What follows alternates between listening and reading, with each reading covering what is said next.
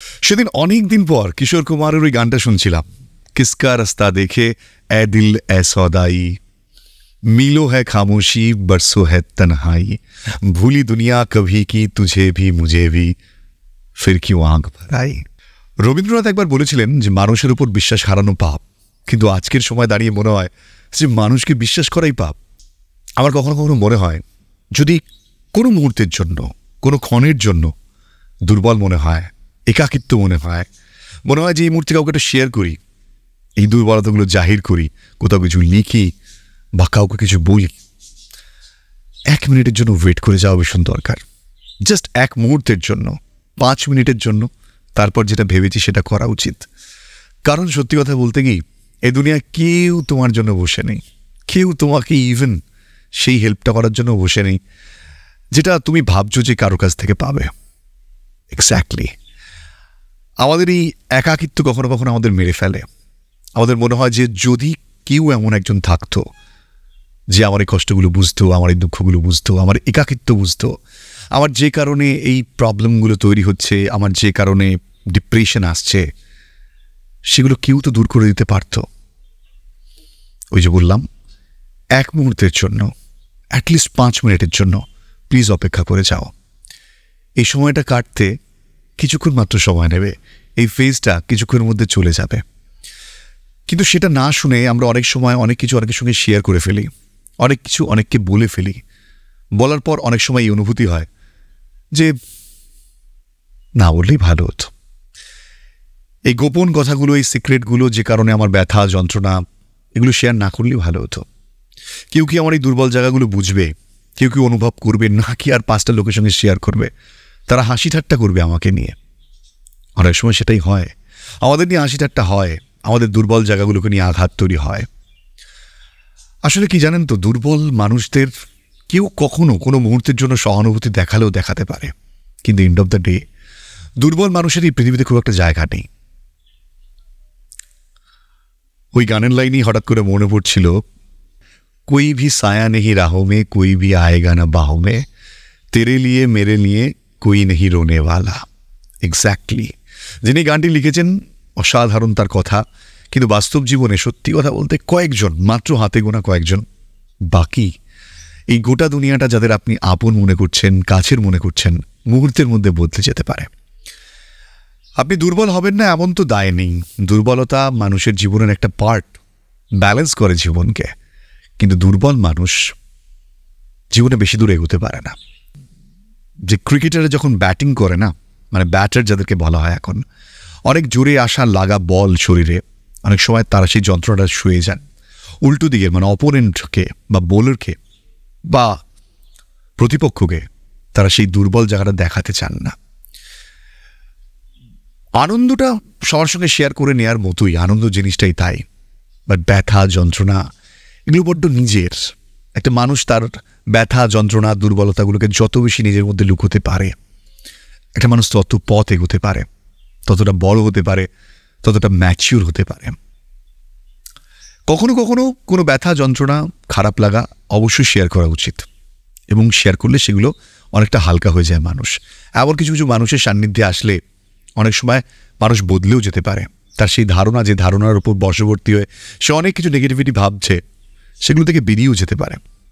কিন্তু আজকের আমার এই ভিডিওটা মোটিভেশনাল ভিডিও হিসেবে আমি আপনাদের সামনে পাবলিশ করিনি।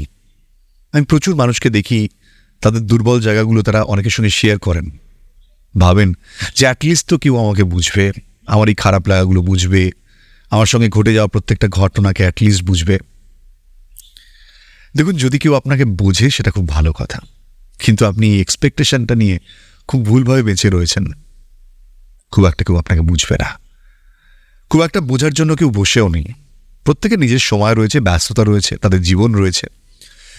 কিঞ্চিত যদি আপনাকে কিছুটা সময় দিয়েও দেয় বা আপনাকে যদি মোটিভেট করেও ফেলেন, সেটাকে আপনি অনেক বড় মনে করবেন। বারবার কারো দুয়ারে গিয়ে হাত পাতার কোনো মানে হয় না, বারবার কারো কাছে ভিক্ষা চাওয়ার কোনো মানে হয় না। এমনকি কেউ যদি আপনার জন্য ভালো কিছু করেও সেটা বারবার তাকে বলার কিছু হয় না। একটা মানুষ সে বারবার শুনতে শুনতে অনেক সময় বদলে যেতে পারেন, সেই মানুষের কাছ থেকে আপনি উল্টোটাও পেতে পারেন। বটবৃক্ষের মতন হওয়া অত সহজ নয়, কিন্তু একটা বটবৃক্ষ যেমন প্রচুর মানুষকে ছায়া দান করেন, তার জীবনে কি ঘটছে সেটা কেউ জানতে চায় না। এই বটবৃক্ষের মতন মানুষগুলোর ছায়াদান মানে ছায়া পেতেই প্রচুর মানুষ আসে। তাদের দুঃখ যন্ত্রণা ব্যথা তারা অদ্ভুতভাবে ভুলিয়ে দিতে পারেন। আসলে লাইফে মনে হয় রিয়েলাইজেশনগুলি অনেক বড় আকারে দাঁড়িয়ে পড়তে পারে আপনার জীবনে, যখন আপনি রিয়েলাইজ করতে পারেন যে ওই সেই আনন্দ ছবিতে একটা ডায়লগ ছিল না, ছবিটা সিনেমা শেষে একেবারে, যে দুঃখ আপনে লিয়ে আনন্দ সবকে লিয়ে। নিজের দুঃখ ব্যথা যন্ত্রণা দুর্বলতাগুলোকে না খুব একটা শেয়ার করার প্রয়োজন নেই, আড়াল করে রেখে দিন। নিজের বাড়ির বাইরে যখন বেরোবেন নিজের দরজার কোণায় সেগুলোকে রেখে যাবেন।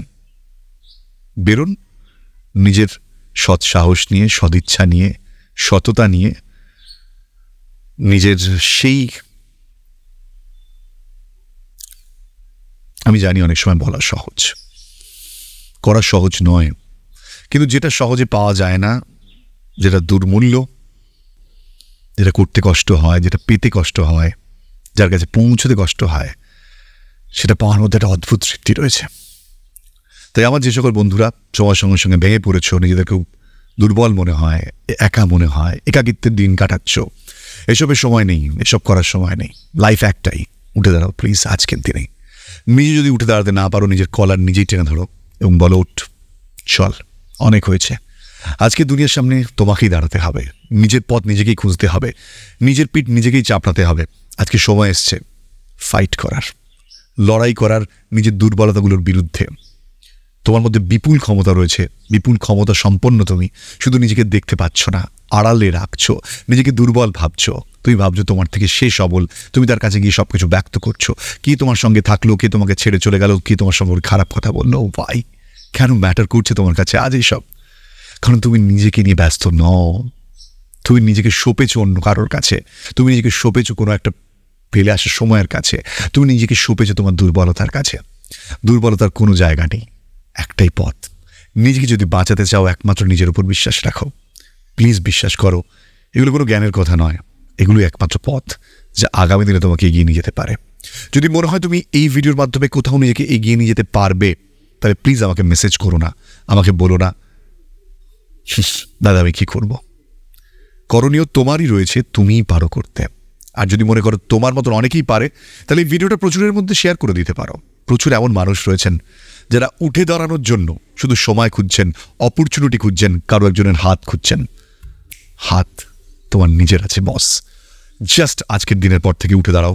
ওই যে বললাম, নিজের কলারটা নিজের টেনে ধরে বলো চলো অনেক হয়েছে, আর না, এবার সইব না, এবার লড়াই করব, উঠে দাঁড়াবো শেষ মুহূর্ত পর্যন্ত, শেষ গাম পর্যন্ত, শেষ রক্ত পর্যন্ত।